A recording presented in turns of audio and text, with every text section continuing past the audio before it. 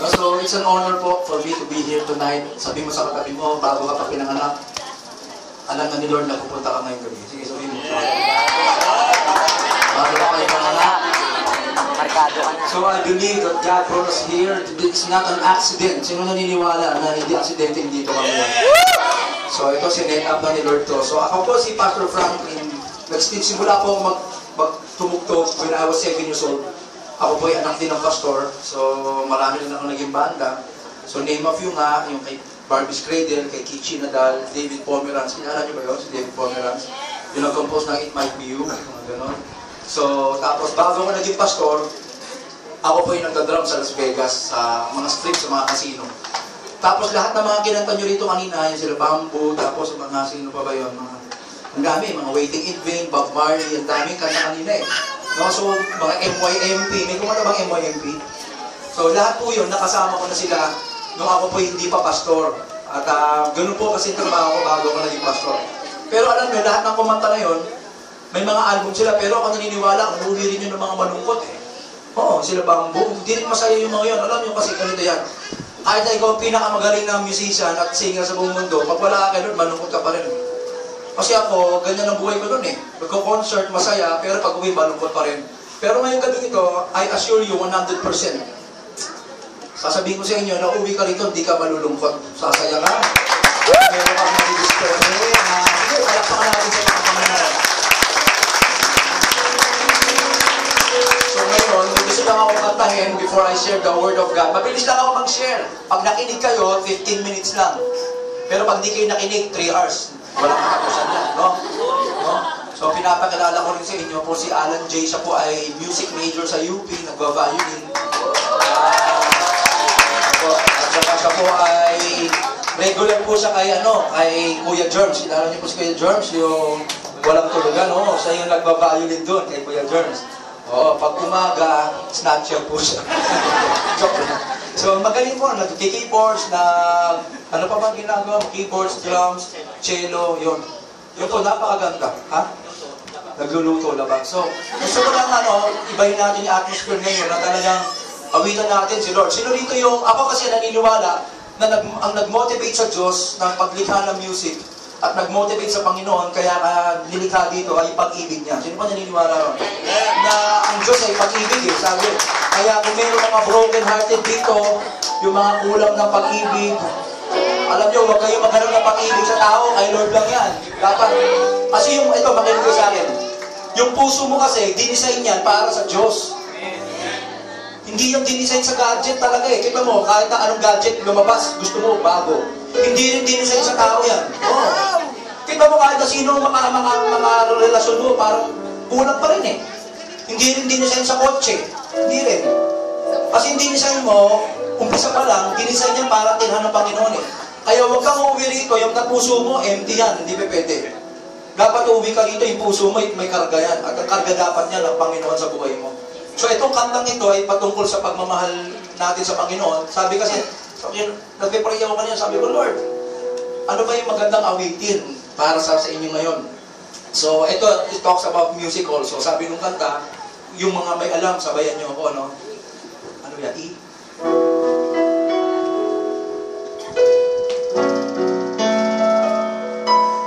I love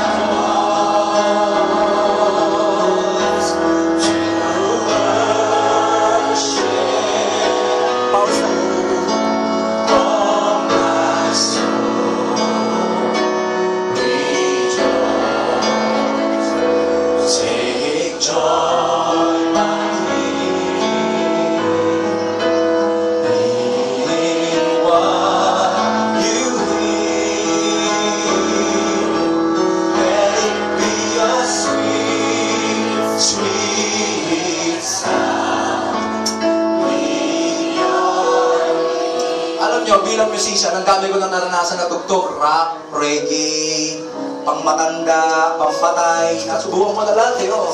Nung nasa Las Vegas ako, mga top R&B. Pero nothing can satisfy your soul kahit matugtog mo lahat yan eh. Kumita rin ako ng 65,000 isang gabi sa pagtugtog. Sarap, no? And then, bago ako naging pastor, kumikita ako ng $4,000 sa Las Vegas. At saka pag musician ka, nakatugtog ka sa Las Vegas, ibang usapan na yun. Sila Bambo nga, hindi nakapag-Las Vegas sa mga yan, eh, diba? So by the grace of God, hindi po sa pagmamayabang, lahat po yan ay pinarana sa akin ng Panginoon. Bumili pa ako ng brand new kotse when I was in Las Vegas. Tumugtog ako sa Araneta Coliseum, kasama yan River Maya, sila Kichi Nodal, nag-concert si Barbie, Kichi, ako yung nag-drum sa kanila. Pati yung mga nag-compose ng Love is a Many Splendor thing, yung matanda, yung mga lolo, natugtugan ko rin yan. So, lahat ng genre ng music, pinarala sa akin ng Panginoon.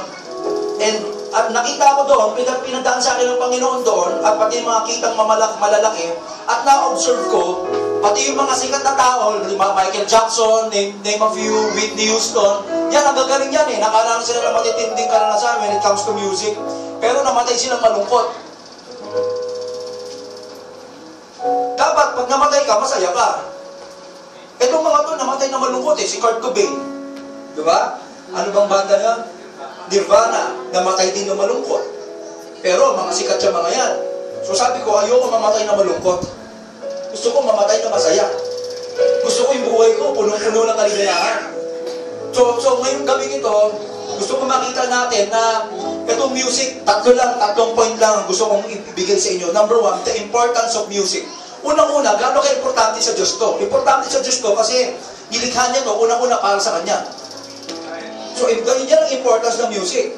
So, sa kalangitan kasi, yan atmosphere eh.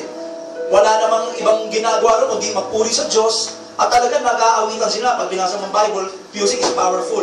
So, ganyan ka-importante ang music sa Diyos. Kaya nga sa Bible pa lang, the largest book of the Bible talks about music, the book of Psalms. And a man after God's own heart is a musician. Pangalan niya ay si David. So, alam natin yan. So, music is very, very powerful. So, sa una-una, importante yan sa Panginoon. Ngayon naman, gaano ka-importante ito sa tao? Matindi ito. Kasi isipin mo, pag walang music, paano kakanta ng happy birthday? Sige, kung walang music, paano na yung national anthem natin? Sige, kung walang music, sige, wala. O di, wala lang. Di ba? So, paano na? Gaano ka-importante sa tao to? Kung walang music, paano na yung mga kasal, mga wedding? Paano yung mga music videos? Wala lahat yan.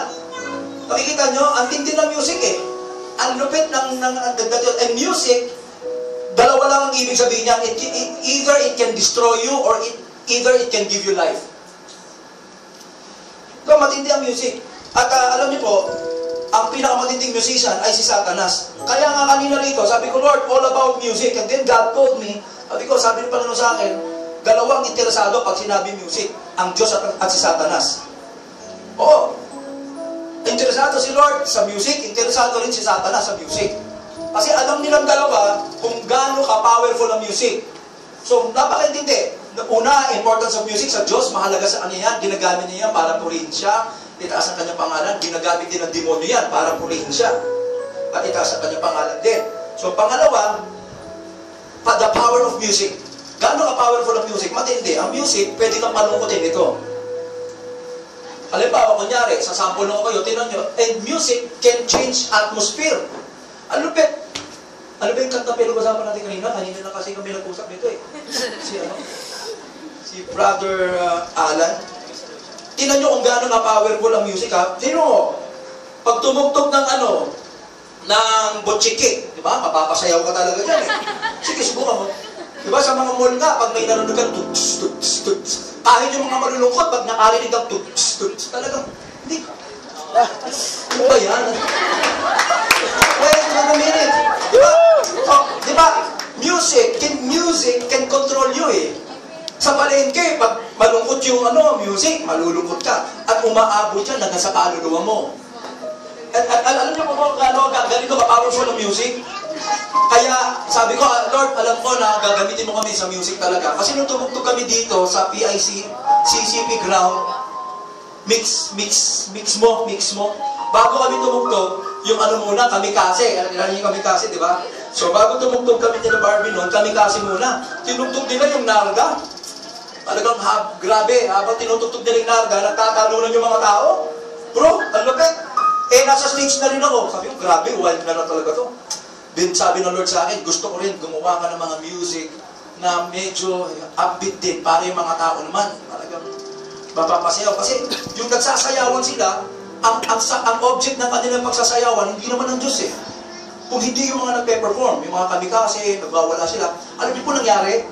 Kasi talaga nagwawala sila eh. Yung 6 na kabataan on the spot, dead ball. Patay.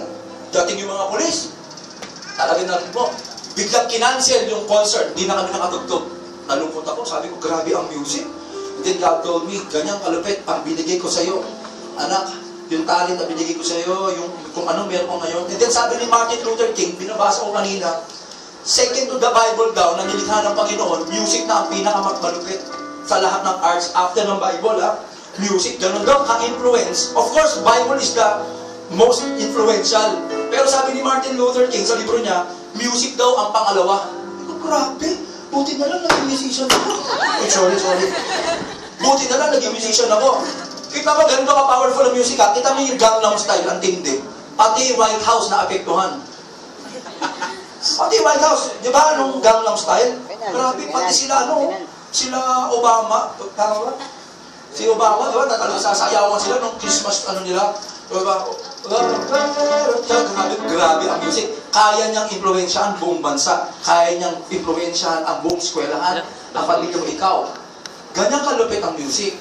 Dalawa lang yan. Pwedeng gamitin ng demonyo yan, at pwedeng gamitin ng Diyos. Kita nyo, yung mga love song na lang na napapakinggan natin. Kunyari, example, alam nyo ba yung kantang ito? Pasensya na kayo, ha? Nire-research lang namin, eh. Tingnan nyo, ha?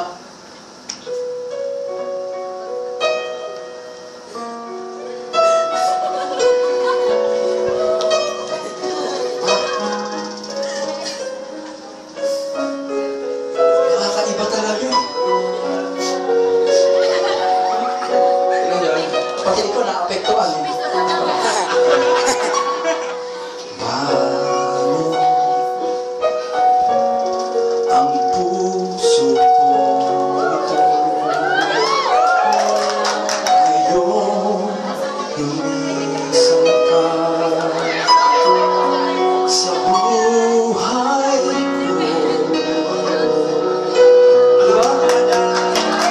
Kung kailan